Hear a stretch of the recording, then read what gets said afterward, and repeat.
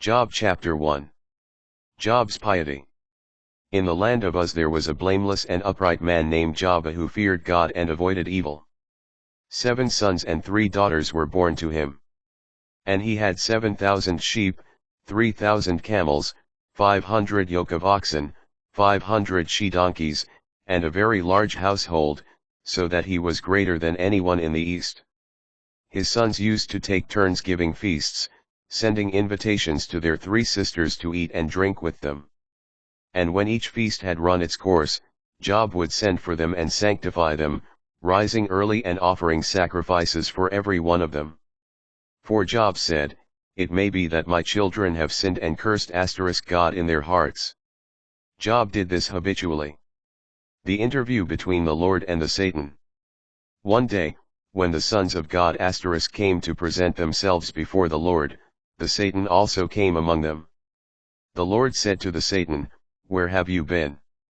Then the Satan answered the Lord and said, "Roaming the earth and patrolling it." The Lord said to the Satan, "Have you noticed my servant Job? There is no one on earth like him, blameless and upright, fearing God and avoiding evil." The Satan answered the Lord and said, "Is it for nothing that Job is God-fearing? Have you not surrounded him and his family and all that he has with your protection? You have blessed the work of his hands, and his livestock are spread over the land. But now put forth your hand and touch all that he has, and surely he will curse you to your face." The Lord said to the Satan, "Very well, all that he has is in your power, only do not lay a hand on him." So the Satan went forth from the presence of the Lord. The first trial. One day, while his sons and daughters were eating and drinking wine in the house of their eldest brother, a messenger came to Job and said, "The oxen were plowing and the donkeys grazing beside them, and the Sabaeans carried them off in a raid. They put the servants to the sword, and I alone have escaped to tell you." He was still speaking when another came and said, "God's fire has fallen from heaven and struck the sheep and the servants and consumed them, I alone have escaped to tell you."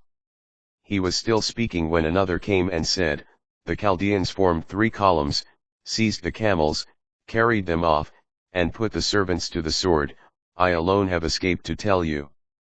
He was still speaking when another came and said, "Your sons and daughters were eating and drinking wine in the house of their eldest brother.